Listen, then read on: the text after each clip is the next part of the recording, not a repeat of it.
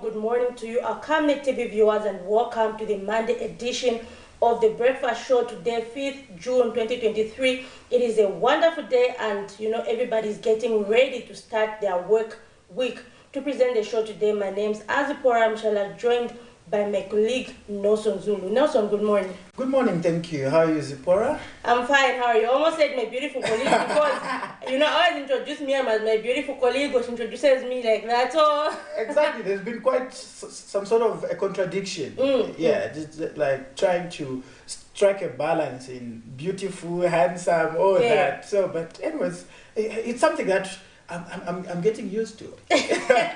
And quite interesting that. But anyway, to you, Camnet TV viewers, at 7:30, we're going to be joined by Jason Mwanza, who is the Information and Publicity Secretary from the Leadership Movement Party, and is going to give alternatives to the cost of living. And basically, they're looking at the first 6 months of the UPND. What alternatives do they have as the Leadership Movement Party? And at 8 hours, we're going to look into issues affecting, different communities in Zambia, and we expect to be joined by a councillor. We'll leave that as a surprise, but we expect to be joined by a councillor to just help us discuss what is really happening in our communities. For example, also we've got the issue of junkies, the community gangs. How best can we end? Is it a matter of maybe youth unemployment? Is it a matter of drug abuse? What solutions can we bring? So to our viewers, at 7:30 and at 8 hours, we expect you to call in or leave us messages on Facebook and participate. But just to start our day on a very, very good note, let's just have some health tips there from our doctor. And remember, this is not a diagnosis, but these are just tips. Remember to always visit your hospital and get a proper diagnosis.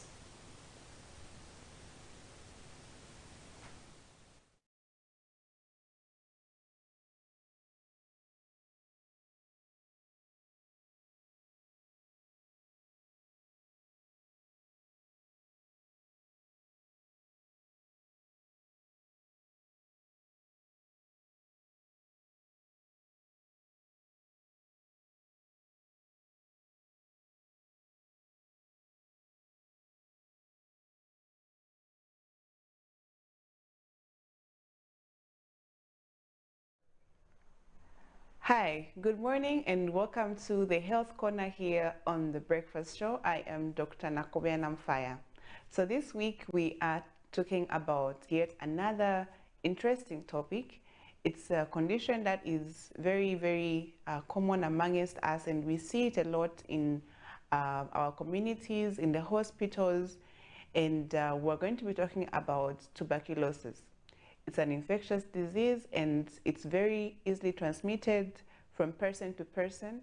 So we want to be able to understand exactly how does it come about and how is it that people can get this infection. And also we want to know what are some of the signs and symptoms of this infection, and how is it diagnosed and treated in the hospital, and also what can you do to prevent yourself from getting this disease called tuberculosis. So tuberculosis is a condition that mostly affects the lungs, and it's a condition that comes about from being infected by a bacteria called Mycobacterium tuberculosis. So this bacteria can be transmitted from person to person, and usually people get it through that kind of transmission. So if you are exposed to somebody who has this condition and they secrete these aerosols that contain this bacteria in the air, and then you inhale that air and you end up getting the infection as well. So once you have this infection, it usually settles in your lungs and it will affect your lungs. So the primary place where you can get this, or where you have this infection, is in the lungs.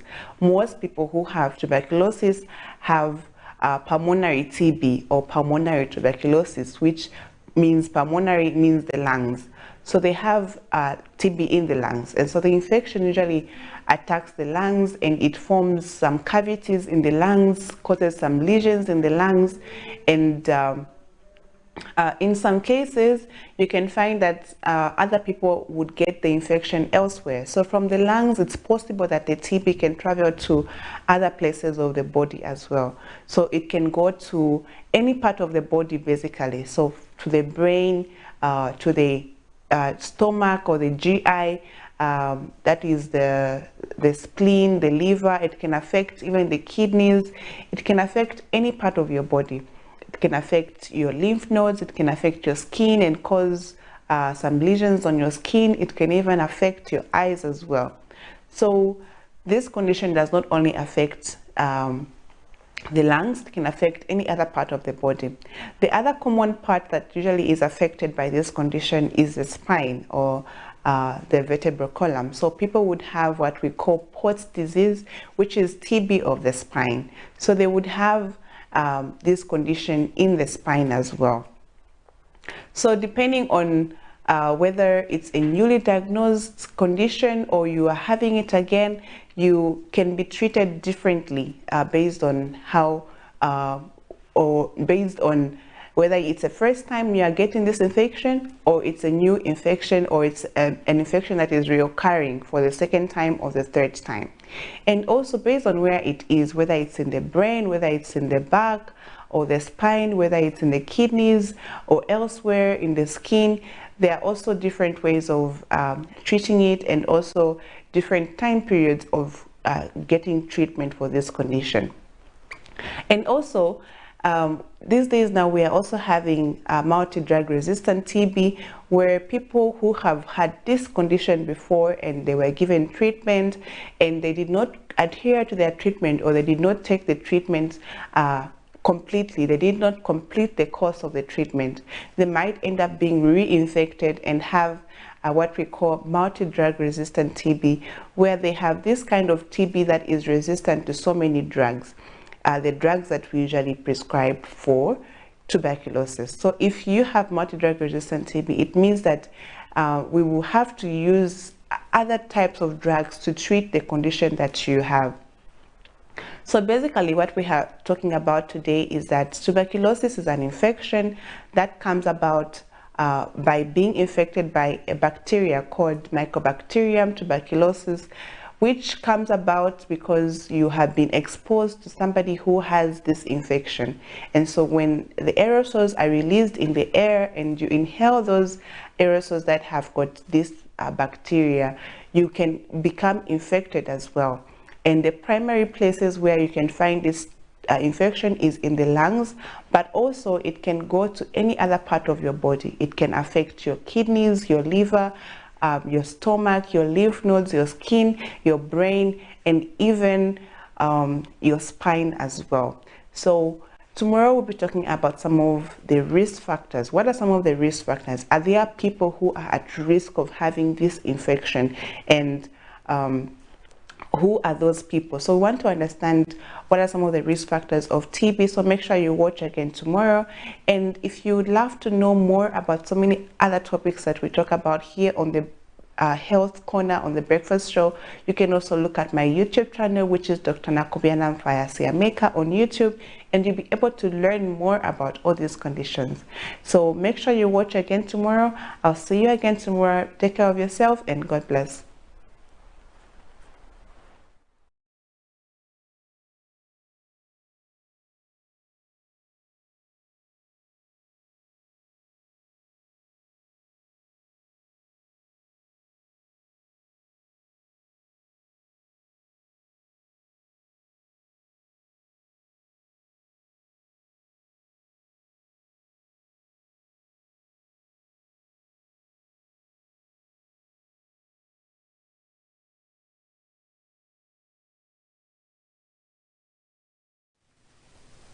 So that was Dr. Nakubiana Mfaya there, just giving us some tips on tuberculosis. So for the rest of the week, she's going to go into detail. So today she was just giving, that introduction. But for the rest of the week, she's going to break it down and really, also when you talk about tuberculosis, there's so much stigma associated with tuberculosis. It's been a very topical issue if you go in society about tuberculosis. There's always myths that do surround it. You find that maybe someone is suffering from tuberculosis, but they've been painted blue, black. And everyone says associates it with HIV. Exactly. So I think there's need for more sensitization in the community. Exactly, which is very important in as far as those that have got the mandate, especially under Ministry of Health, even as people that got some few information regarding tuberculosis can actually do justice by ensuring that we sensitize people. Definitely. So just now let's take a look at how our kwacha is faring against major international convertibles. So we have the Great British Pound. They are buying at 24 kwacha 46 ngwe, selling at 24 kwacha 94 ngwe. The United States dollar buying at 19 kwacha 52 ngwe, selling at 19 kwacha 90 ngwe. The euro buying at 21 kwacha 02 ngwe, selling at 21 kwacha 43 ngwe. The South African rand buying at 1 kwacha 01 ngwe and selling at 1 kwacha 03 ngwe. And also, if you take a closer look at the US dollar, especially on the selling part, we're very close to 20 kwacha. I think 10 ngwe, a difference of 10 ngwe. Yeah. So hopefully before this week ends, I hope we'll not go to the 20 kwacha mark. It should be the hope of everyone, because for some time now we've seen our local currency not quite providing that maintenance in terms of stability, in terms of how are we performing against major convertibles, because these are quite important things that do come into play, especially when you look at those that are involved in business. Not actually even those that are only involved in business, but even at a household level, you all depend on such issues. Yeah. Quite interesting there. But anyway, just now, Nelson will officially open our phone lines. To our viewers out there, our phone lines are now officially open. You can call on the numbers that are scrolling on your screen to participate on the program, or leave us a message on Facebook. At 7:30, we are going to be joined by our guest from the Leadership Movement Party. You know, Nelson, people only know mostly, when you say mostly, people know Patriotic Front, maybe Citizens First, but we have many other political parties that need to be given a chance as well. So we're going to be joined by the Information and Publicity Secretary from the Leadership Movement Party, Mr. Jason Mwanza, who's going to give alternatives to the current administration. You have the issue of the high cost of living. What other alternatives do they have to offer? So they're going to analyze the first 6 months of the UPN, and they are going to give the alternatives. If you remember, at a recent press briefing, the president said, let the opposition not just criticize, let them give, checks, and let them give alternatives. So expect those alternatives, Nelson. But anyway, before we jump into that, we're going to take a look at some of the stories that made headlines yesterday. You have a story there. What is the story about? Okay, so the story that we're going to be zooming in right about now is some residents of Lusaka's Kamwala South area calling for government intervention to dry up some households that were highly affected by the 2022-2023 flooding situation. Yeah. That's quite interesting. And Nelson, I did a story there, I think it should be in January, where a youth drowned in the water. Yeah. And now I think what is happening there is the same like what is happening in other communities like Mississippi. In Mississippi, we've got the Ngwenya Dam there, and people are now throwing dead bodies. So I think they're taking advantage.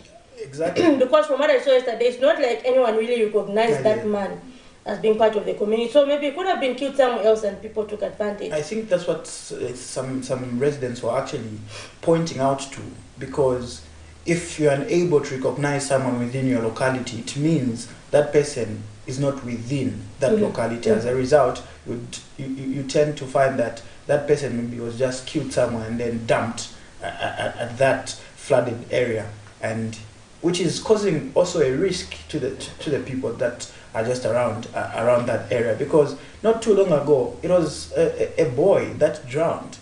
So quite a sad narrative there. Let's take a look at that story, and remember to keep joining us in the conversation. The devastations of the 2022-2023 rainy season, which resulted in heavy flooding in some parts of the country, Lusaka inclusive, are still clear. However, the flooding nightmare is still visible as residents in Kamwala South are concerned with their safety due to the stagnant water which is being used for criminal activities. The residents woke up to a rude shock as a dead body was seen floating on the water. They explained to this journalist that an unidentified man is believed to have been killed and dumped at the residential area 2 weeks ago. This is the latest sad narrative after a boy drowned earlier this year. The residents are calling on government to quickly find a lasting solution. So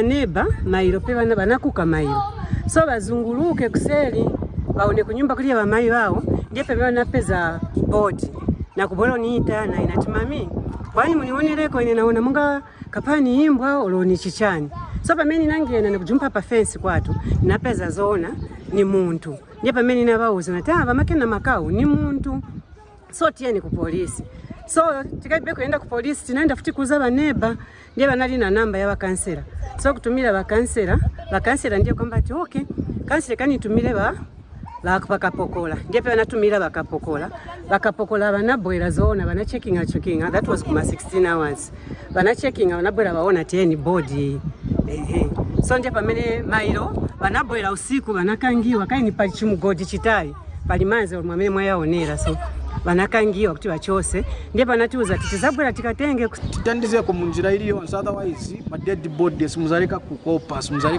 muzalika kuyadu so tifuna ife issue iside kai pomporora manzi banakangiwa so still bamanje new don government kwetienda kaya eko tora butuke ngise twakwata abana banono tatwakwata empio chitatukukira turefa mumwe government takwaba government ishakwata empio yonse government alikwata empia vatu wafe kuno tufume konga kuma tenti twaliranda ka tutwale kuma tenti twala tuikaleta tatwakwata obwafero panono fibika but no tukwikala kuli no so ile monekaso awe mwanzi ni aba but kwafira abantu babiri muri semye abantu babiri ebo turesanga but oko yala ila ye nibango butukasanga kuno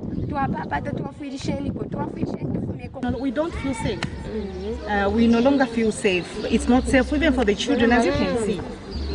Rain season is over, but look at me behind. Yes. Nankala 4 days twabwa kumchosa until yapamanyi bambokutaira ko bantu manti tizangala bwanji kuno tupempe ko government titandize tilangane epo kuno tavutika kamana. Police spokesperson Reha Monga was yet to confirm by broadcast time. Nelson Zulu for Camnet News, Lusaka. The topical issue in Zambia is about community gangs, also known as junkies, who have been terrorizing communities. Alcohol, drug abuse, and family disintegration are among attributes to the vice that is spreading like wildfire across communities. Kabwata constituency in Lusaka has not been spared as a spate of robberies have been recorded around the Kamwara trading area, among other criminal activities. Earlier Member of Parliament Andrew Tayengwa tells Camnet News that using the Constituency Development Fund, a CDF, and goodwill from members of the community, they are putting up and upgrading some police stations. What happens is that during the day, we'll have the presence of the police, but whenever it starts getting dark after 18:30 or so, we see that criminals, that's when they become more active because they take advantage of the absence of the police.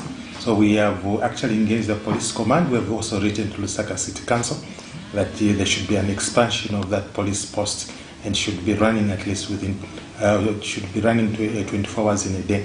Then the other police post that we are looking at is also a police post at Kamwala, main police post that is right roundabout.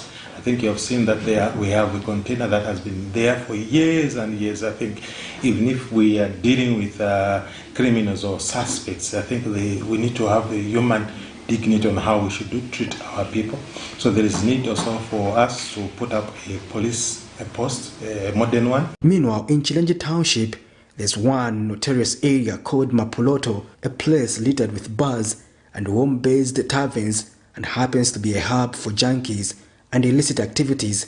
But what is the parliamentarian doing to ensure sanity? Our constituency, there's a place we call Mapuloto area in Chilenje. We have also seen that that place also lacks a police post. We have seen that that is an area where we have actually seen a number of junkies mushrooming. So it's like it's now becoming the center or the hub of junkies. So we identified a piece of land. So we want to engage the business community. If at all we have some resources that will be able to remain from the CDF, then we'll definitely use CDF. But if there are business partners that are willing to come by and assist us to put up a police post, well, addressing increasing criminal activities needs to go beyond just arresting junkies, but resolving the root causes. Patrick Soko, Camnet News.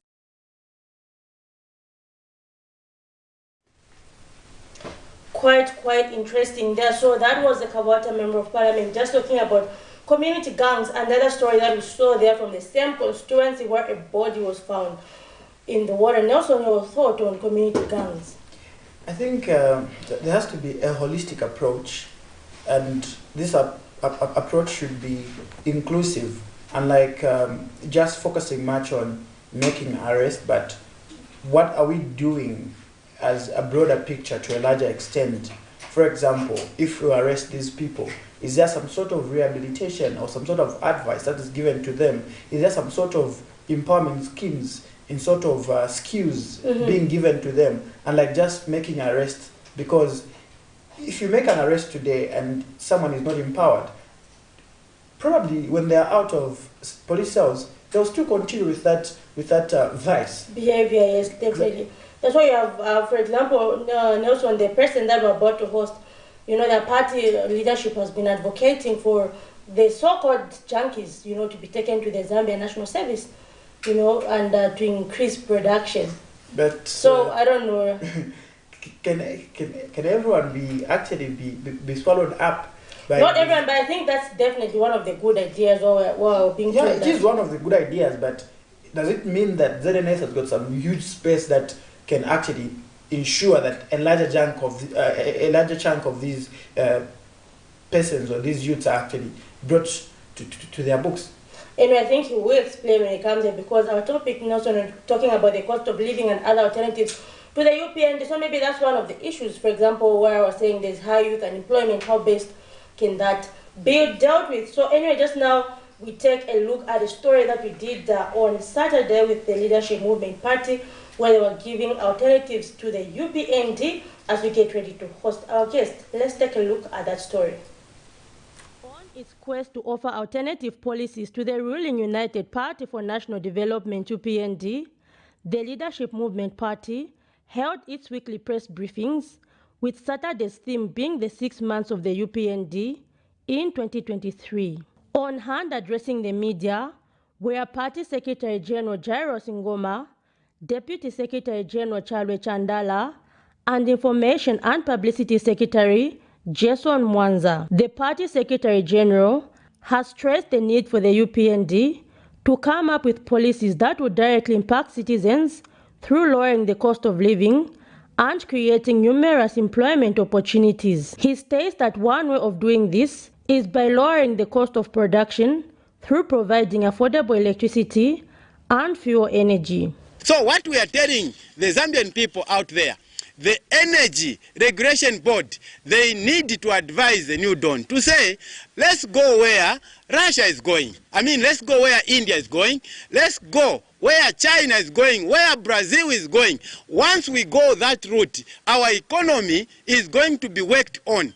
Even the aspect of where now these graphs are being brought on board, because when people have eaten, their tempers are manageable. They don't become hyper. But in the context of hunger, kulibe muntu anga nkale kulibe chakudya. That's why lero is a tilimbikira pali chakudya. Meanwhile, Party Deputy Secretary General Chalwe Chandala also gave alternatives to the current administration. Taken under the lower Zambezi mining, where the operations were outed because we saw where an investor started mining in lower Zambezi, and we as leadership movement, we have been here on our secretariat, I think, telling the New Dawn government, advising the New Dawn government to ensure that they revoke the license for Zitmwambeshi mining, who want to do mining in lower Zambezi. We need to protect nature, and we are crying about climate change, and it's the time the New Dawn government shown responsibility. So the action taken by the Minister of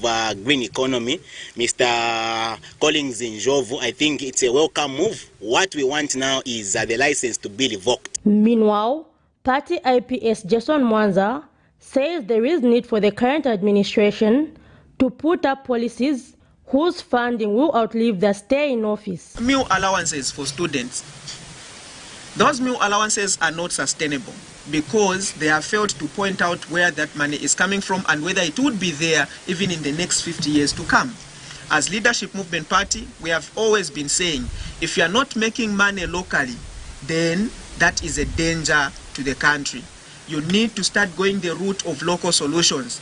You need to go the route of homegrown solutions. We have got land that can be tilted. We've got land where we can put up massive agriculture. So engage young people in agriculture, engage young people, in state mining, engage young people in state factories. The party says it will continue offering alternatives to the current administration as requested by the head of state. Zipporah Mshala, Camnet News, Lusaka.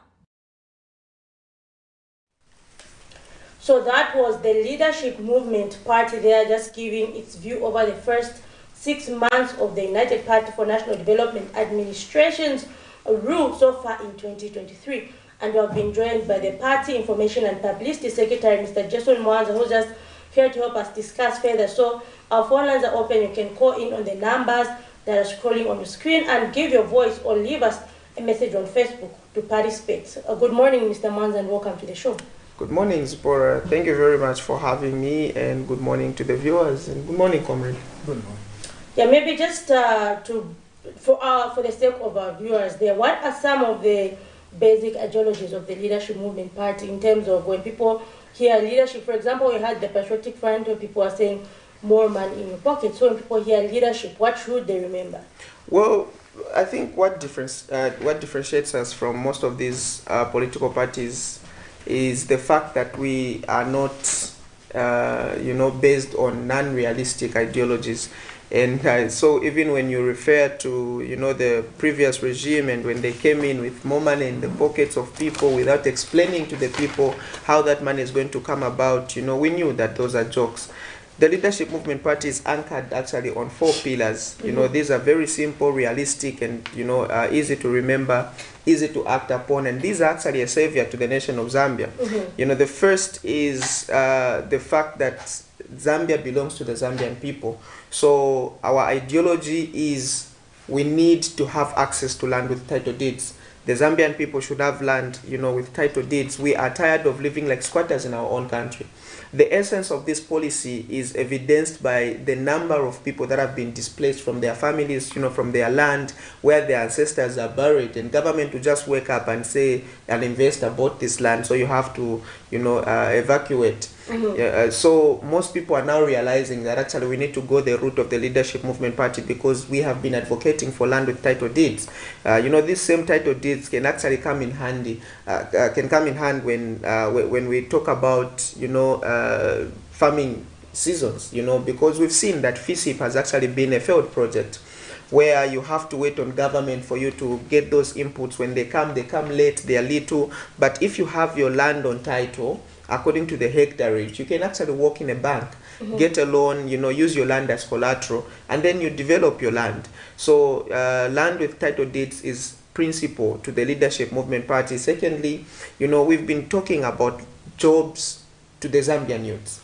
And this is very realistic because what we have been telling the Zambian people is that we need to start identifying areas that have got potential to generate income. And that is why you hear Leadership Movement Party talk about land, state farms, state mines, state factories, where we will deploy young people, regardless of their education background, whether educated or not, rich or poor, as long as they are Zambians and they are passionate, we believe that they have potential to contribute to the development of this nation. Thirdly, we've been talking about tax breaks and tax holidays to Zambian businesses. We want Zambian businesses to start competing globally. We want Zambian businesses to thrive by creating a conducive environment for them, deliberate policies from government, to help them. Right now, the current situation is that those that are getting tax breaks are foreign companies, foreign entities. When a Zambian entrepreneur wants to set up a business, ZRA is on their neck, all these procedures that are limiting Zambian businesses. But as Leadership Movement Party, we are going to give a breather, to Zambian businesses till they compete. And then lastly, we've been talking about supporting local products, because we believe that local is lacquer. We've taught the Zambian people that with deliberate policies from government, everything locally can actually grow big.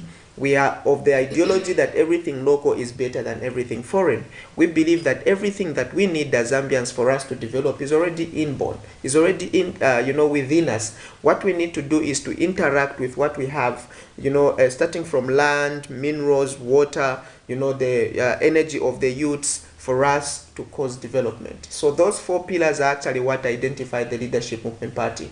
Land with title deeds, jobs to young people, tax breaks and tax holidays, and then local is DACA. You've talked about job creation to the youths, and I'm sure you're well aware that successive governments have also talked about job creation to the youths. But how sustainable is it going to be with the leadership movement?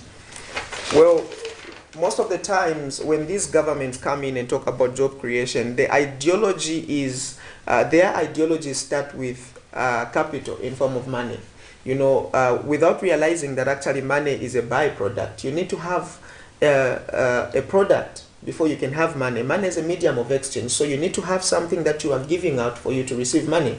And that is why you've seen that all these other governments have actually taken us in the route of debt, where they need to borrow for them to employ. When you look at the 33,000 teachers, the 11,000 health workers, you need to question yourself, where is the money coming from? When the government claims to have inherited empty coffers, then where are they getting money to pay these health workers and these teachers that they are recruiting? The difference between those and the ideology of the Leadership Movement Party lies in where you are sourcing for money. Our ideology is locally based. We have, Zambia is huge. And if you look at the environment that, we have as Zambians, you will discover that we have massive land that we haven't interacted with. We have capital, human capital already in form of young people, that are roaming the streets usually without jobs. And then you've got water, you've got minerals and all this, because to us, the ideology of development starts with understanding your environment. So when you understand that all these are already there for your well-being, there's no country that has developed by borrowing. There's no country that started with chunks of money within their, jurisdiction. Money is a medium of exchange. It's a byproduct. What we need to do is start dotting around state farms across the country. So what we will do is to employ young people in ZNS. You put young people in ZNS, you double the manpower of ZNS, then you use those people to start agriculture, to start mining, to start constructing roads, and then our program is very clear as Leadership Movement Party. In 1 year, 6 months, it's going to be job on training. The same way we do with, Zambia Police, Zambia Army, they go 6 months, 9 months without getting paid. We will extend the program by a year. So it will be 1 year, 6 months of work without getting paid, but they will be receiving free food stamps so that we don't go the route of borrowing. And in 1 year, 6 months, we are guaranteed of a harvest. When we harvest, we know that Zambia is a land-linked country or a landlocked country, as we've been told. But by virtue of us being surrounded by neighbors, those neighbors are potential buyers. We start selling to them. We start selling maize to them. The reason why today we are calling our farmers smugglers is because we haven't produced enough. But when you have enough for yourselves and then to sell to other countries, remember that Zambia has a vision, 2030 vision, where we want to be a food basket for Africa. How do you do that if you're not engaging in production? So production is the key to employment. So once you sell, you have money coming into your country. As these countries are buying from you, they're actually buying in your currency. And the more they demand in your currency, the more the value for your currency, is escalating. That is how you also sort or you stabilize the, the kwacha against these other currencies like dollar, pound and all these other currencies. You need to be, having something on the international market that you are offering so that people can buy and demand from you. So once we generate that revenue, it is the same money that we are going to use to supplement other sectors such as the health sector, the teaching sector, and many, many other sectors. So the problem that we have right now is a misplaced priority, where when you look at the current government today, they went with the wrong priority. They prioritized education.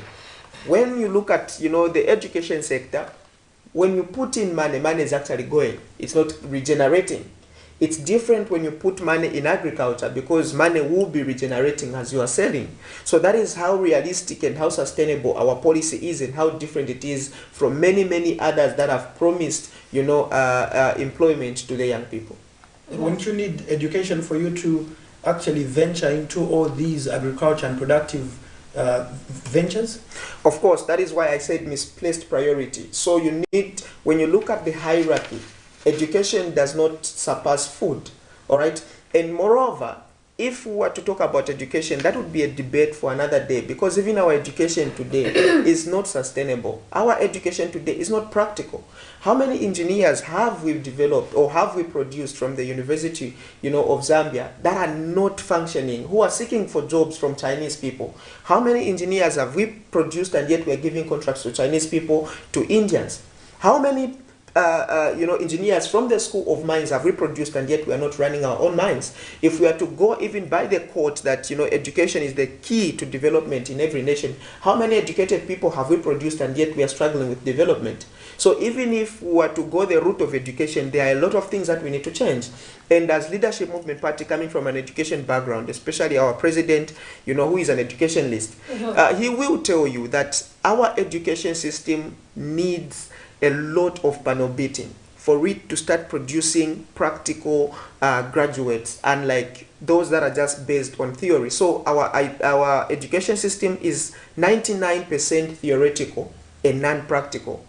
I'm in university right now. I'm studying mass communication, and I can tell you that everything that I studied from grade 1 up to grade 12 is a waste, apart from probably mathematics and English. You know, because it's like I was starting from scratch again. Whereas in other countries, you've got people being taught, you know, practical subjects such as engineering, starting from a young age. People are following their passion. When today you are suppressed with 9 subjects, and then whatever you do better in is going to be your career at the end of the day. So our education system is not even disciplined. So that would be, I think, a topic for another day if we were to bring in education, you know, in that aspect. Maybe writing on the earlier question that my colleague, you know, asked, there are many political parties, you know, that promise, but then they always have this challenge where they'll say, as a country, we have debt, so that's why, you know, we're working towards servicing that debt. So maybe writing on the current situation in Zambia, you know, putting into perspective that Zambia has debt, how would you still achieve your goals as the leadership movement? But how would you address the mountain of debt that we have? The best solution to this debt that we have is going the route of production. It's also going the route of, you know, local solution. The problem is that when these people are thinking of servicing debt, they are looking at it from the aspect of, we need more money somewhere else for us to give these people, and then we should owe those people, you know, at a lesser rate. And then, so those mathematics do not work, because at the end of the day, debt is debt.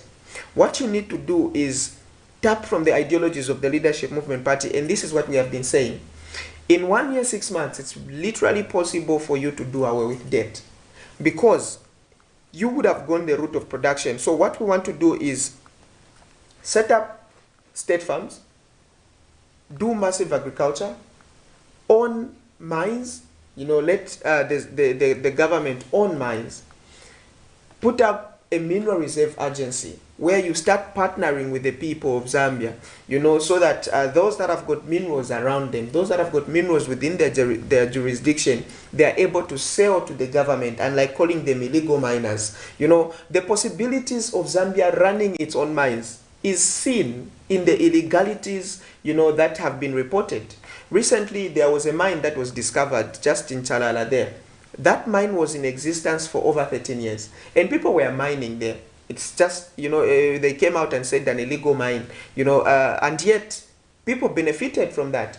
To us, we look at that as a possibility, all right, as a potential that Zambians can run their mines, because they didn't need complicated machinery for them to do those. Because I'm saying this because I know that this is usually, you know, the bone of contention when it comes to this debate of Zambia running its own mines. Do we have capacity? Do we have machinery? When you've got people mining sujurites, you know, using, you know, simple, non-complicated tools. So you need to own minerals, you need to own mines, you need to have state farms, and once you start producing, you have that money, you determine how to use that money. This other money that we are having, or that we've been celebrating, or 1.3 billion, of IMF or money borrowed, is actually not our own money, and we cannot determine how to use that money, and that is why we still remain in debt today. If we made our own money, we would choose how to use that money and where to allocate that money. So this is the best route to go when it comes to doing away with debt, going the route of local solutions, making your own money and determining how to use that money. What assurances are there to ensuring that people really believe into the ideology of production? I'm sure every well-meaning Zambian would actually buy into this ideology. We have seen, and this is what differentiates us even from the current regime, where this is a government that celebrates money that they didn't work for. It was a huge thing when we were given a bailout loan by IMF, 1.3 bailout loan, and everybody was celebrating that. Money that you didn't work for, that is behaving like you are lazy, when the Zambian people are actually not lazy. So the ideology of production speaks to employment. Once we go the route of production, we will be employing young people, a lot of young people, and those that want jobs, those that are fed up of this unemployment rate, will actually buy into the ideology of production. Those that are fed up with this debt will actually buy into the ideology of production. Those that want to serve the future, of our children, of this country, will actually buy into the ideology of production, because once we are productive as a nation, we create employment, we start making money, we determine how to use that money, and then we are able to emancipate ourselves. Look at the Mwanawasa era at some point. During the regime of Mwanawasa, we had winter maize. All right? Most people thought that it wasn't going to be possible, but they went the route of production, where we were doing, agriculture year in, year out, using the method of irrigation, because over 60% of water bodies that reside in the southern region of Africa is actually accommodated in Zambia, meaning that we've got water that we can use to do agriculture using irrigation. We had winter maize and we had bumper harvest. We never went hungry. The kwacha was actually three kwacha to the dollar. All right? That is just to show you that production is actually the solution to these problems that this country has been facing. So every well-meaning Zambian would actually buy into the ideology of production. You should buy into the ideology of production and join this bandwagon, of the Leadership Movement Party, when we tell the Zambian people that come 2026, let us vote for production in the form, of Leadership Movement Party and Dr. Richard Silumbi. Now, we do have some messages here from our viewers on Facebook, and I'll just read them. But anyway, so the first question says, what other alternatives do you have as a party? What other alternatives do you have as a party to unemployment apart from ZNS? Then the second question says, how will you lower the cost of living? And the third says, what about cooperatives? Maybe basically they're looking at, I don't know, maybe are cooperatives working or something to that effect. So that's three questions there. All right, so I'll start with the last one so that, the last shall be first and the first shall be last. Cooperatives are a scam, all right? And they've made this government look like it's a magician government, where they will tell you that, oh, actually, cooperatives are receiving money, and yet nobody seemingly, is coming out to say, okay, they did receive money, apart from a handful, of people. And it has been 2 years already, of them announcing the increment in CTF and, the allocation as per such. So that just proves that these corporations are actually a scam, and you cannot develop the whole nation using cooperatives, because the nature of cooperatives is actually, does not really appeal to development. That is why in the previous regimes it was actually handled by Citizen Empowerment Fund, not using CDF, as the UPND want to marry it. They think they can develop the nation using cooperatives. You cannot. So cooperatives, let's do away with that. We need to talk about true empowerment. Those that are receiving from cooperatives are actually aligned with the ideologies of the UPND, which is literally unfair to the many citizens out there, because we need to umbrella to live under the same umbrella once we want to talk about development as a nation. Talking about other alternatives that we have as Leadership Movement Party, apart from ZNS, there are actually a lot. ZNS is just one of those figures that we feel, okay, you know, this is a backbone for development because it's in the name. Zambia National Service. This should actually give actual services to the nation. That is why we've literally been talking about ZNS so much as Leadership Movement Party, because we believe once ZNS is empowered, once ZNS is powered in terms of you know, manpower, we can actually cause massive development. The government needs an extension for it to cause development, and ZNS is one of those that can be an extended arm of government to cause development, because in ZNS we can have people who can construct roads. In ZNS we can have people who can do agriculture. In ZNS we can have people that can actually defend the nation. So primarily ZNS was you know, was put up for two objectives. Number one, to secure the nation, security for the nation, and then number two, to secure, you know, the nation in terms of food, and also, you know, engage in production. So we see that as an extension for the Leadership Movement Party for us to cause massive development. And it's also a good source of employment for young people, because you don't need the grade 12 certificate for you to be employed in ZNS to go and hold a pick, you know, when constructing a road. So it's a very good source of employment. That is why we've been keen on talking about it. But there are many, many other alternatives. So you need to look at the possibilities and the potentials that come with ZNS. You know, when you hear it from the Leadership Movement Party, in ZNS we're going to have departments. We'll have people engaging in mine. So we'll have a ZNS run mine, where, you know, we'll engage young people from Chivolia, from Misisi, from Shangombo. Even though they are not educated, they will have possibilities of employment in ZNS, you know, in government through ZNS, where they will be engaging in mine. That is why we usually talk about it. So we're not talking about it in the context of just, you know, the way we see it today, where ZNS is just there, you know, moving up and down without being, you know, utilized to the highest potential. We will utilize ZNS to the highest potential as Leadership Movement Party, where they will do agriculture. So they will do mining, they will do agriculture, you know, and they will do construction of roads. So all those are reasons why we usually talk about them. Kindly just remind me on the other question that... how will you lower the cost of living? Thank you very much. So it also relates again, you know, to production and ZNS, and this is why these are intermarrying. The cost of living today are actually anchored on 4 pillars or 4 sectors, literally 4 sectors. The number one sector is the energy sector. You need to deal with the energy sector if you want to lower the cost of living. You need to lower the prices of electricity. You need to lower the prices of energy. Today, electricity tariffs are high. So even when you look at the prices of milli-meal, despite, you know, especially now that the price, a bag of maize is selling at 280 kwacha. So you are selling a bag of maize at 280 kwacha to millers. And then the cost of electricity tariffs is very high. So when you combine the two, meaning the prices of milli-meal will escalate as well. So if you want to deal with the cost of living, deal with this sector, number one, the energy sector. Lower prices in the energy sector. Number two, the transportation sector.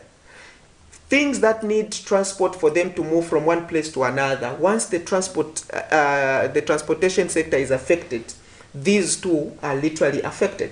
So if you want to lower the cost of living, you need to lower the cost of transport in the country. That is why the Leadership Movement Party has been telling this government that it's possible for you to go to Russia and do a government-to-government negotiation where you start buying petroleum products at a cheaper price. All right? So the transportation sector. Number three is the health sector. You need healthy citizens. For them to work, for them to be productive, they need to be healthy. What is happening today?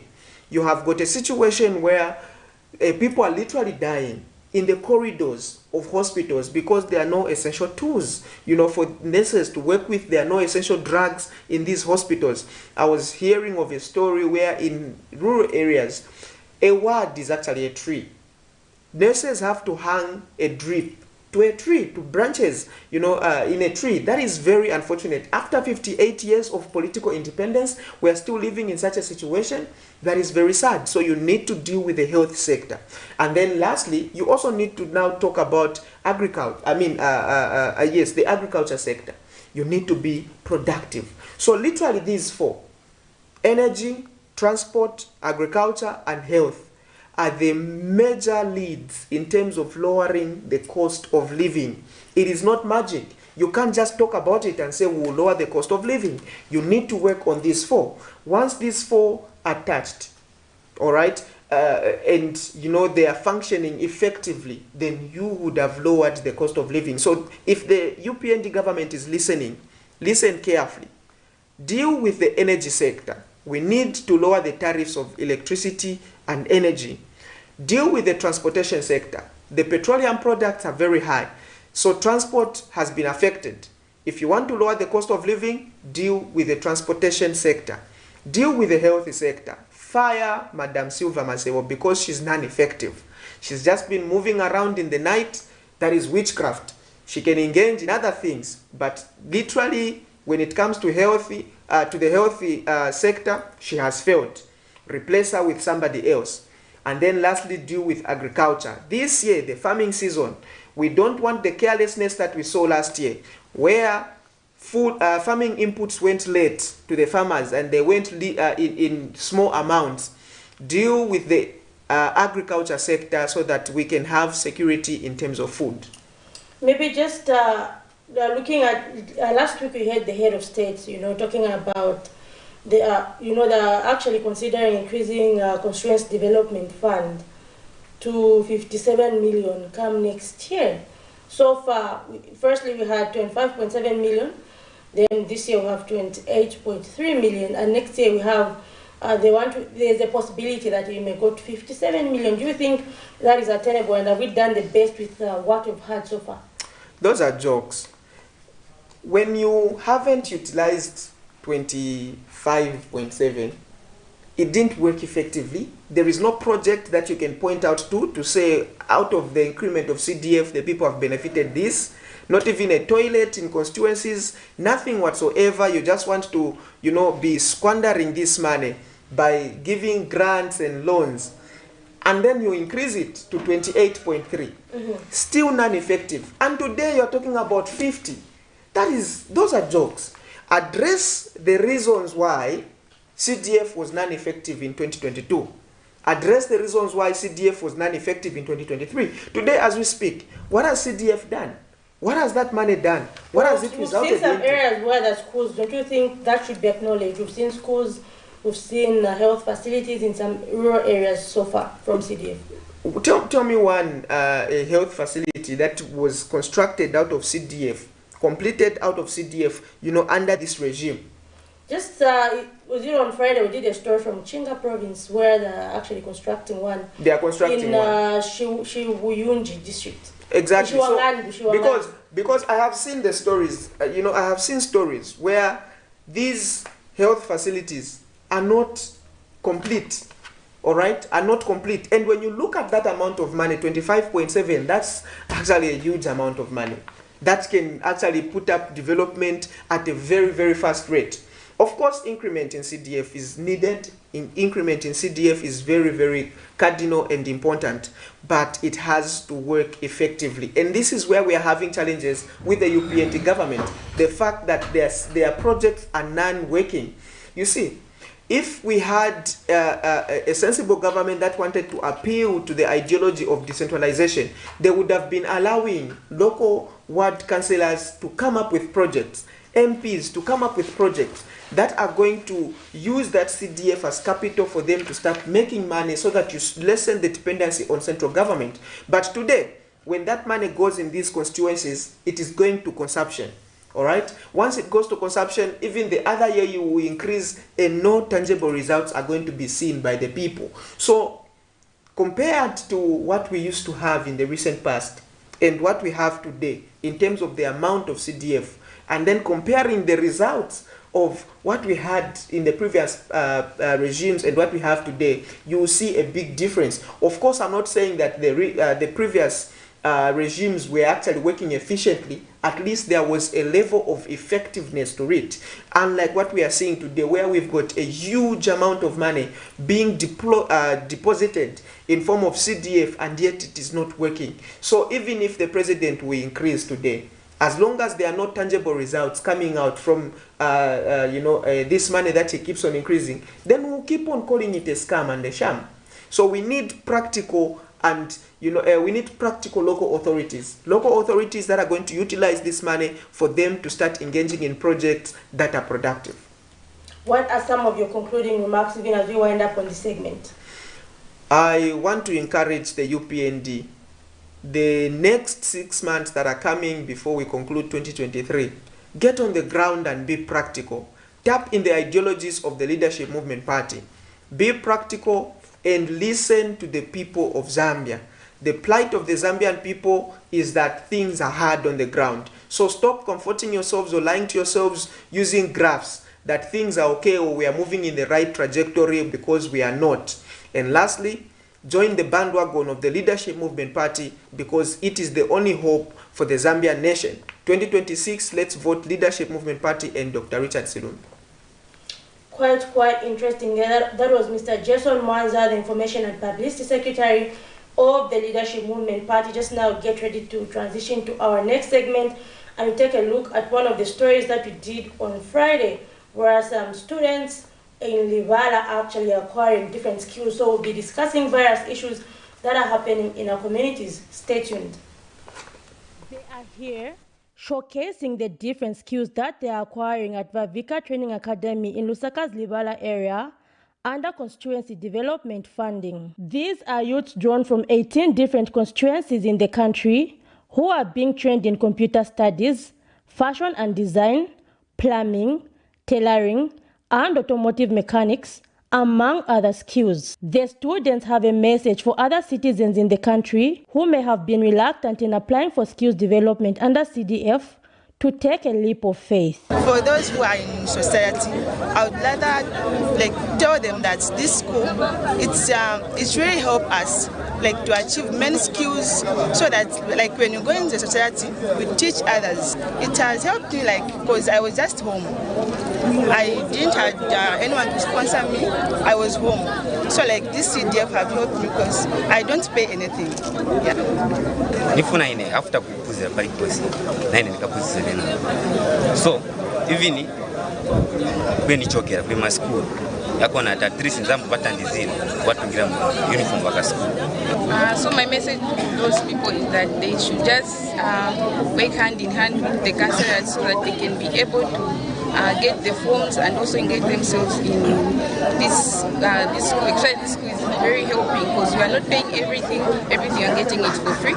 Education, you're not paying for school fees, you're not paying for food, even the boarding house, you're not also paying for it. Vavika Training Academy Principal Clement Hantumbu, while acknowledging the importance of the initiative, has called for bureaucracy at the Lusaka City Council to be lessened, stating that the institution does not always receive the funds on time due to this. Government, whilst it is doing the correct things, but the people that are the major stakeholder to ourselves, who are the councils, it seems there's a lot of bureaucracy in terms of releasing funds. Whereas ultimately, the people that suffer, they are students, because we normally go into our school coffers in order to mend the gap. So, the school, they get strained. We end up actually denying, sometimes maybe delaying salaries in order to make students late. Now, if a lecturer is delayed to be paid, we will not put a good effort into teaching the students. So these are challenges. Meanwhile, Vavika Training Academy Chief Executive Officer Kalinda Miyoba also had a word. We want to thank the New Dawn government for giving an opportunity to the disadvantaged youths out there in different sectors of the country. Now, as it's been elaborated from our principal, we have a quite number of students that have enrolled in different constituencies to obtain skills and training center. I think this program that has been initiated by the government is going to help the growth of the government economy through skills and training center. I believe that these learners, after finishing their studies, they will assist the government to become employers to different areas where they are coming from. A total of 530 students have been enrolled by the institution since the Skills Initiative began under the current administration, and 7 have so far graduated, with some having found employment in both the public and private sectors. Zipporah Mshala, Camnet News, Lusaka. Plastic pollution remains a big problem, negatively affecting the country, and Lusaka is not spared from the vice. One of the ways of reducing plastic pollution is through the 3R concept of reducing, reusing, and recycling that helps in reducing the amount of carbon dioxide in the atmosphere and save the environment. And here is the Chunga dam site that has been a subject to poor waste management in the Zambian waste management discourse, and this is where most of the waste pickers are found. The waste pickers continue to complain of lack of protective equipment for safety purposes and most of all, poor pricing given the huge time and effort they invest in picking plastic materials. Pani wa government kapani watu wajana matupelekera katundu kwenda kugulisa matibura ku mapipi because tema pesa kama mune mabottles muri manyerets muvambiri vafunga vimanga vimapika mu watu paliski na changes tema pita mu kani ya kugwesa mitengo kwa Chinese sometimes bani sumembekezera pesa be Chinese wagwesa mitengo chimwe vintu vikula modula mwende mugulise kuja mapanga. With the help of the Zambia Environmental Management Agency ZEMA, we had an opportunity to visit a waste recycling company owned by a Chinese investor who are buying plastic materials. Mishek Simanza is Jingho, company operations manager. The waste, specifically plastic waste, and ensure that it is value is added to that plastic waste. How do we add value? We ensure that it is sorted according to the kind of plastic that we are looking for, and then it is crushed, and then it is packaged. On one front, it is packaged for onward provision to companies that make different finished plastic products out of recycled material. So we fit in very well in the 3 R's. We try as much as possible to ensure that there's reduction of waste that goes first of all to the landfill and that also clogs the drainages that would otherwise provide parasites for disease. Lack of proper regulation and coordination in the waste recycling industry is a problem he acknowledged as a contributing factor to poor pricing. Do not get a reasonably fair price. Why is that so? That is because there are different value chain players in the circular economy or the recycling industry. The first beneficiaries are the industries that manufacture products out of the recycled materials. And so I believe the engagement of the people that do the manufacturing would play a good role in ensuring that the prices for the materials goes up. We spoke to the Zambia Environmental Management Agency, ZEMA Acting Operations Manager, Webi Simwai. Before we can even think of reducing, the best thing that we're supposed to do is to prevent. Let's prevent as much waste generation as possible. And if we can't do that, that's now when we come to the first R, which is reduction. Let's not go and pick 50 plastic bag from ShopRite when you just need to use 2. Let's reduce the amount of waste that we are putting in the environment. And then let's reuse. This is why we have seen we have now regulating the thickness of the plastic. It's because we want no single use of plastic. We want, if I buy this plastic, I can use it as many times as possible because the thickness is something that is durable. And the thickness helps when it comes to recycling such plastic as opposed to those very thin plastics. When you subject them to thermal, they actually not very good recyclable materials. Patrick Soko, Camnet News. Land wrangles have for some time been the country's center of talks. These are over 1,500 residents of Kampasa village in Chongwe district who have allegedly reported Area Member of Parliament Sylvia Masebo to the Anti-Corruption Commission SCC for alleged illegal possession of over 158 hectares of land. Kampasa Community Executive Treasurer Oliver Kubanja alleges that Ms. Masebo owns the Kampasa land through a foreigner identified as Lictor from Galunia Farms Limited. The Kampasa residents have since given a 5-day ultimatum from Monday to Friday for their issue to be resolved, failure to which a march to State House is imminent. Tuzaenda pa State House paja. Tuzankala pamene paja until President mwina wake akachoke mu State House. Nobona mushita address. Because these ministers, because our ministers, kuyambira wamene suvya masebo, kuyambira wamene uja waku means of lands. These are tycoon, sir. These are tycoon. Why tikambati iwe ndiwali behind ikateo mu 2012 bantu tinali pamene apa. Now iwe honorable Masebo unabwera na kukambati ilandi ni ya muzungu, which is 2012. Then mu 2012 yankala tabe navutika maningi mukampasa malo kuja makolo yatu yanangena kale kale yanankhalapo kale zaka na zaka.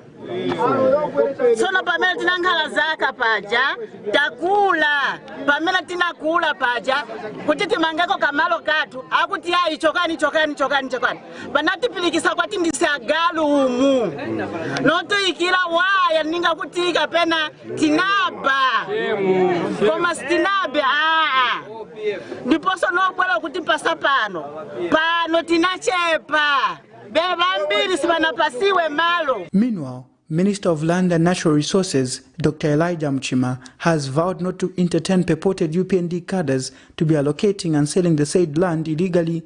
Unlike the Patriotic Front, the UPND wants to bring sanity in the administration of land in the country. We have records here of the farm in my office. What happened was overzealous cadres went there and chose an area and subdivided it into 900 parcels of land. Wanted to allocate themselves. And this government is saying no cadreism. The best what would have done is, yes, Karuna had had this land for a long time, and some of the land maybe has not been utilized. Or through Minister of Local Government, negotiate through the Minister, Member of Parliament.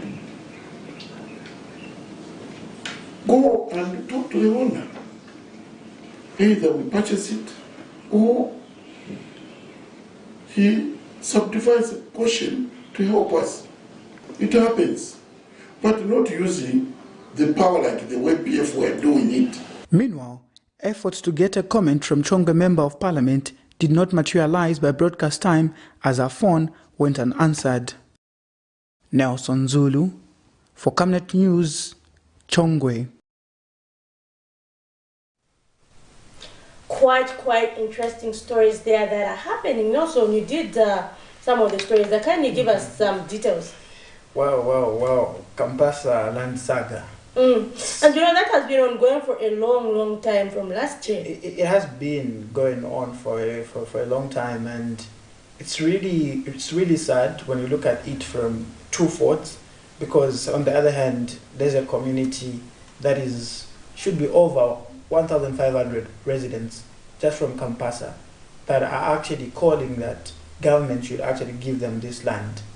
And then on the other hand, there are two ministers that are being implicated in the issue, saying they are allocating this land to a foreigner, only identified as a Mr. Alikta of Galunia Farms. Yeah, but yesterday we also managed to get a response from the Ministry of Lands and Natural Resources. Dr. Elijah Mchima was actually mentioning, say, the land in question, we know it, absolutely, we know it, and it is registered as farm number 33A.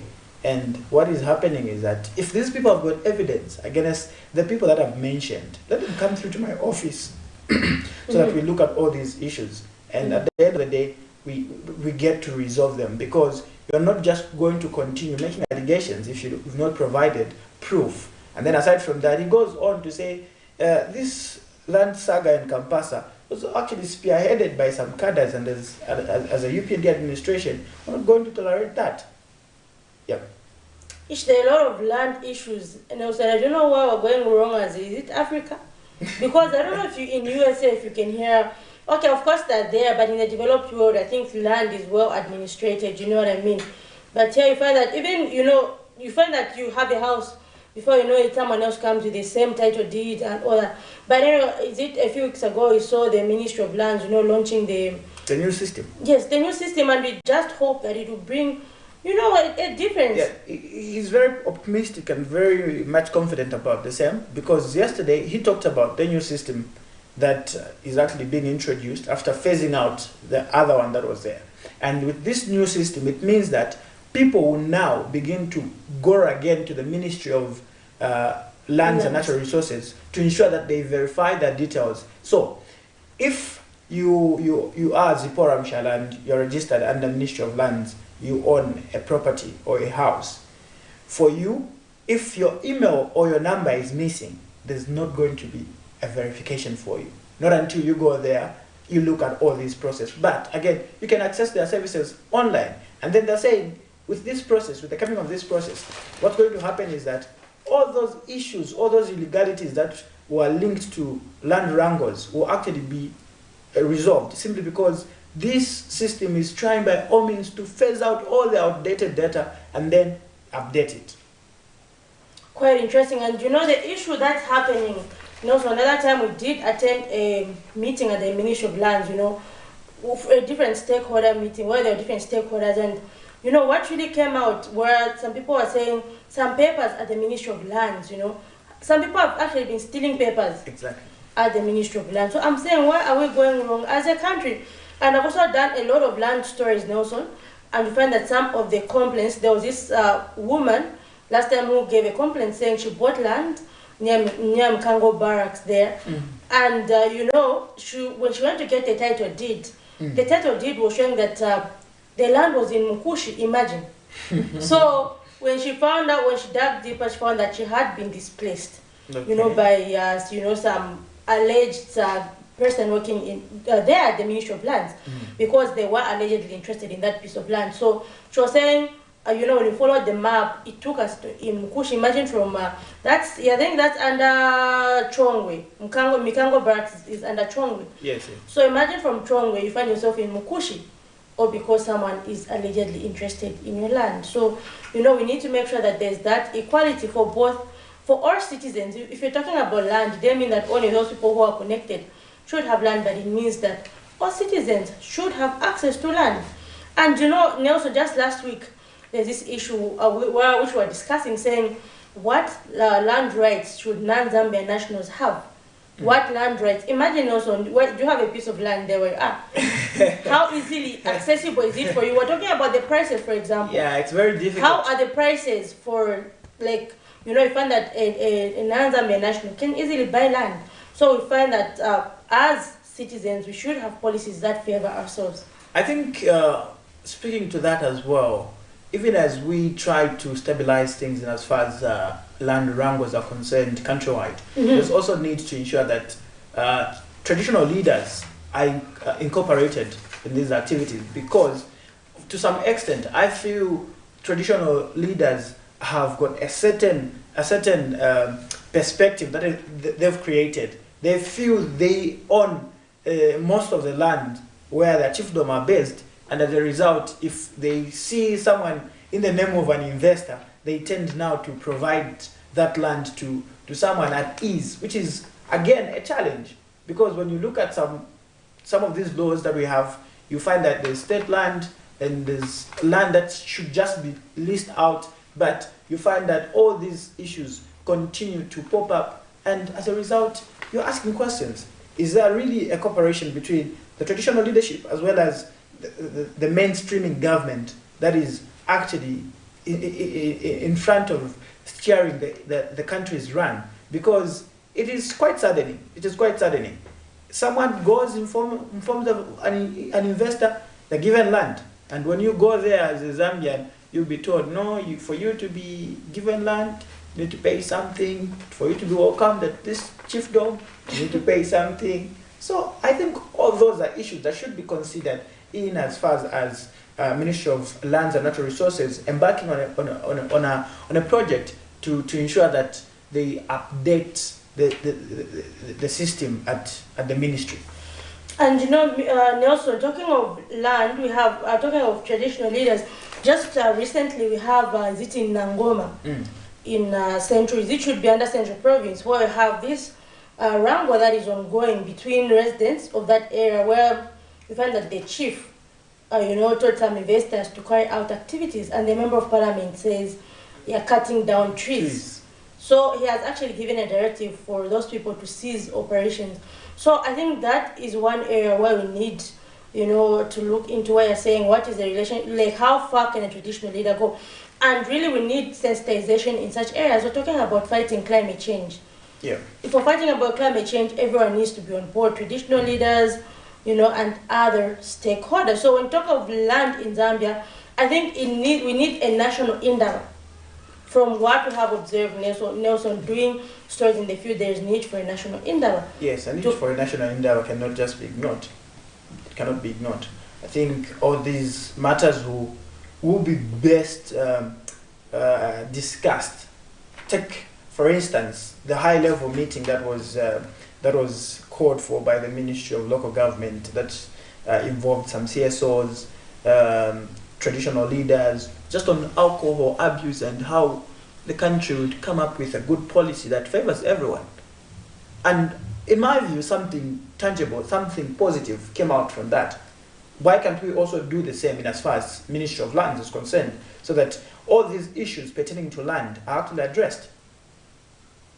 Definitely quite interesting. Then in case you're watching us, we're discussing issues affecting various communities. Earlier, we were joined by the Leadership Movement Party Information and Publicity Secretary, Mr. Jason Mwanza, who was just giving alternatives to the UPND during the he was actually giving an analysis of the performance of the UPND in 2023 so far, and giving expectations of the party, you know, for the next 6 months. And now we're discussing various issues affecting communities. So you can call in on the numbers that are screening on your screen. One of the issues that we were just showing earlier, you know, one of the issues affecting communities is the issue of land. How is land administration in your area? Are you happy with how land is being administered? What other issues do you want to be worked on in your community? So you can call on the numbers that are scrolling on your screen, or leave us a message on Facebook. And also, I'm talking about other things, you know, happening in the community. Just last week, we heard the directive from the Minister of Local Government and Rural Development, Mr. Gary Nkombo, where the council gave a 7-day ultimatum, you know, saying that anyone selling alcohol in a place where they're not supposed to sell, you know, they'll have the you know, that business suspended. In fact, you know, they are going to confiscate, you know, the alcohol. I know that. What is your take on the mushrooming of bars in communities? I think that was, according to me, that's, in my opinion, yeah, I need to mention this. I don't want to be misquoted. In my opinion, I think it's a right move that has been taken by the Ministry of Local Government and Rural Development, looking at it that a lot of youths have now been indulging in illicit alcohol drinking. As a result, you find that instead of championing a good younger generation that will take over after some years, you find that now you are having vices that are actually a detriment to these people for them to be empowered. So I feel, for me, the directive was long overdue. For example, I attended that meeting, and I remember Honorable Gary Nkombo mentioning that those that sell alcohol or illicit alcohol in bus stations, markets, along the streets, even those selling in household-based bars or shops, they should desist from doing so, because it actually corrupting the morals of these children. And the bone of contention in this case is, for example, I'm sure you've moved into compounds where you've seen it's a shop where it's just supposed to be selling groceries and everything, but at the end of it, or before you even know it, there's a shelf on the other side where you've got people, or where you've got some alcoholic beverages, and then you're asking yourself, does this person have a license? A license. Because the only license that you're able to see is a trading license just behind for a shop. So I think the directive will basically reduce issues relating to abuse of alcohol, especially among the youths. But I don't know what your take is, but honestly, in my opinion, I think that will actually do.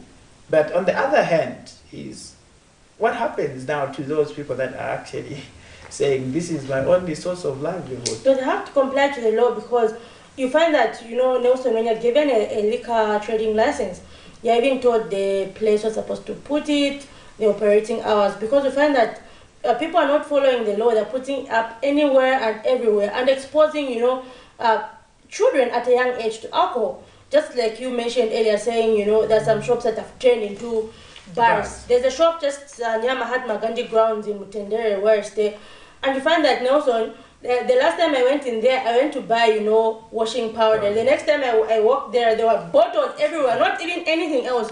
Nelson, only bottles. I'm like, where are the groceries? And they say now we sell alcohol only. And you find that that place is packed until 22, 23 in the night. You find a lot of youths. They even sit outside. They get, you know, benches. They sit outside. So it's even dangerous for you as they're passing there. Some of them have actually taken off their shirts. Imagine, some of them are smoking in a community.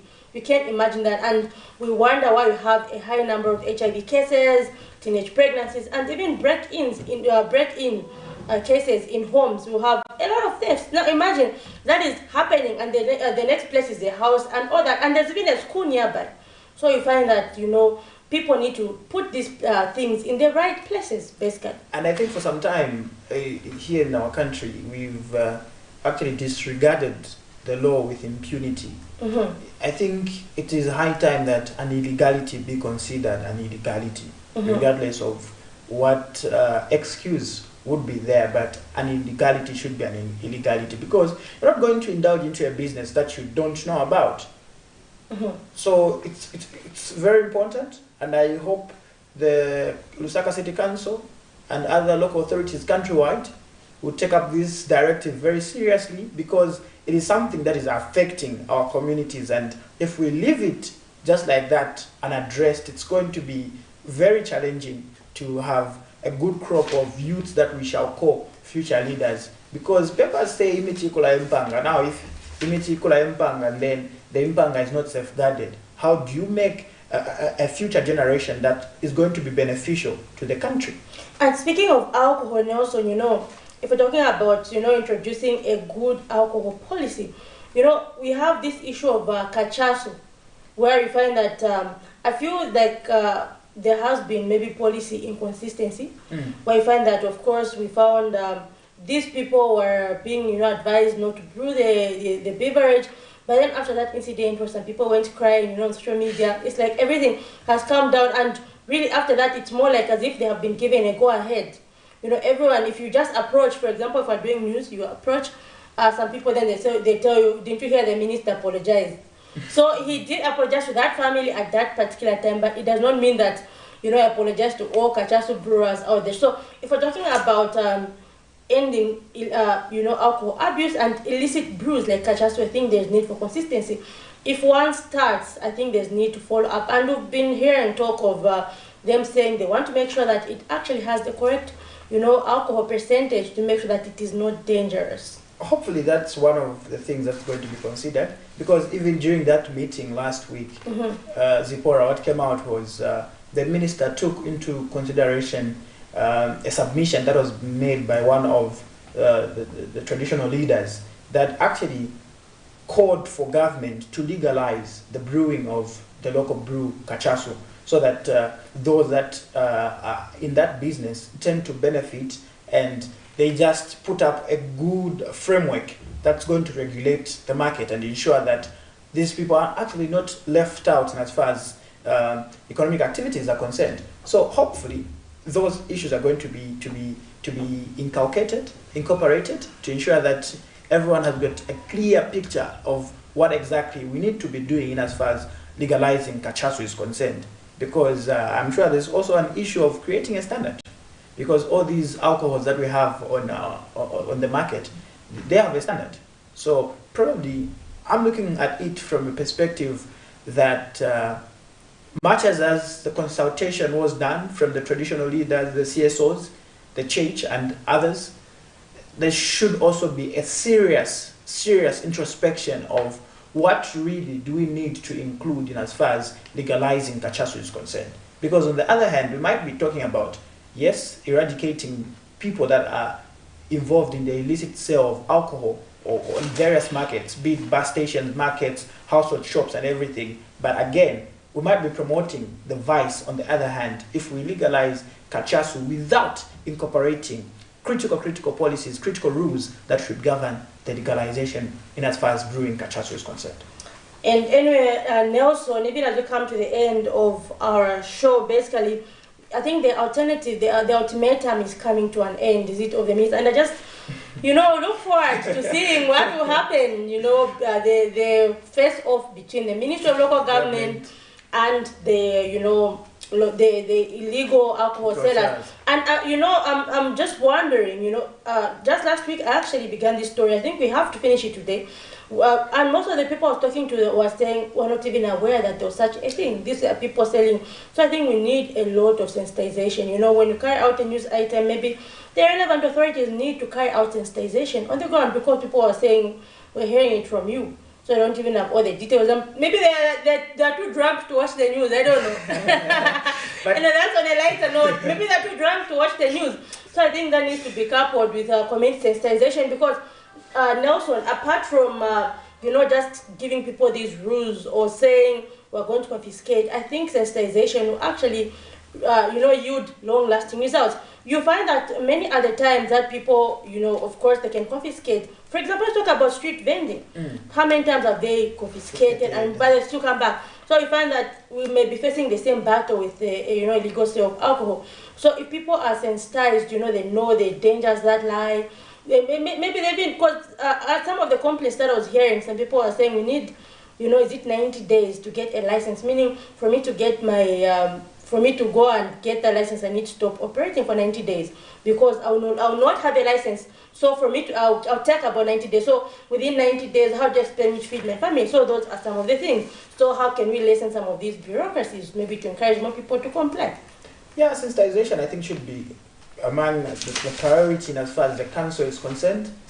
But I think last week as well, we saw some council officers that were on the streets. I don't know what really they were doing, but hopefully it is in relation to the sensitization that pertaining to the directive that was given by the Minister of Local Government and Rural Development that actually these illegal sellers of alcohol should vacate and begin to follow We're going to the be due on process hand to do the news stories as we see what will happen, Nelson. I'm sure that would be quite interesting to hear both from both angles. Yeah, I think it's going to be quite an interesting issue to hear from both angles and what's going to be the end product or what's going to be the final say with regards to what's going to happen and to have a clear understanding of the entire issue. Quite interesting. Anyway, this is where we do come officially. This is where we do come to the end of our interesting breakfast show this morning. Earlier on, we were joined by Leadership Movement Party Information and Publicity Secretary Mr. Jason Mwanza, and thank you to our viewers out there who asked some questions on Facebook to our guests, and for those who are watching, always remember to stay tuned to Camnet TV. So do join us tomorrow from 7 hours up to 9 hours, where we do take you into some interesting topics. But for now, it's have a good Monday.